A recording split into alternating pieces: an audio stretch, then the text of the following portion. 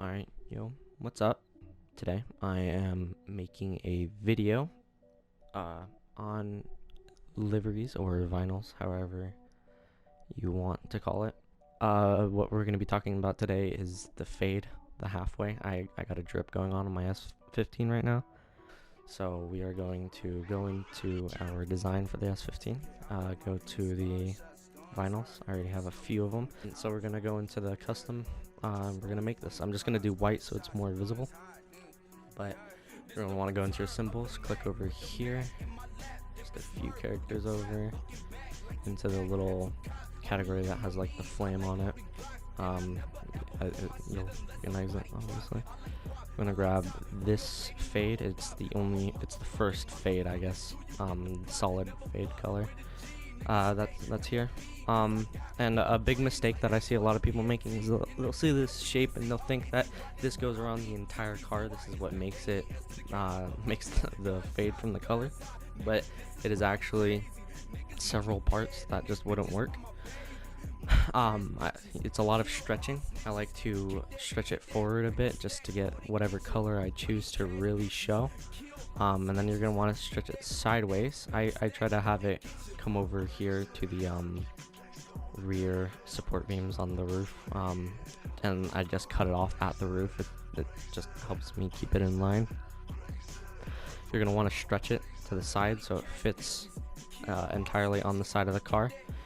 If you're on PlayStation or Xbox, you're gonna want to press your R2 or just right trigger.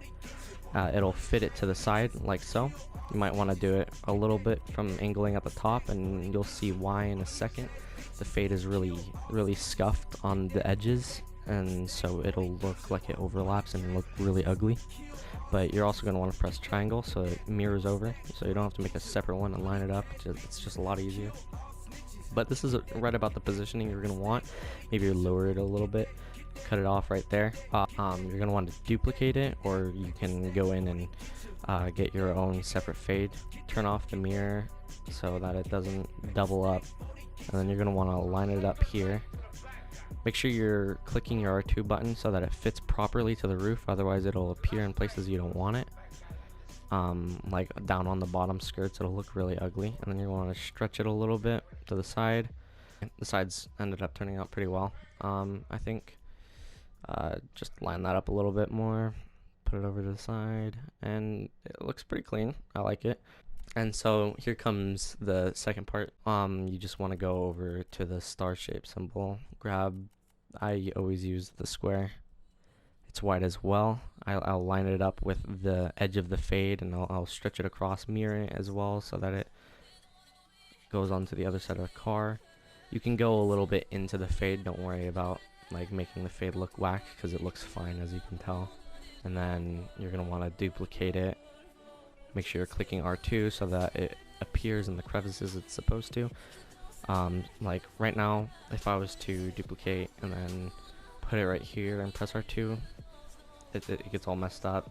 You can see it's showing up in the front of the car. You don't want that. You just want to angle it to the side, maybe stretch it a little bit so that it connects right there. And boom.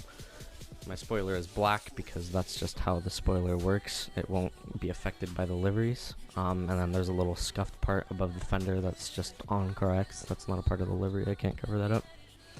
But that is how you're going to do the fade.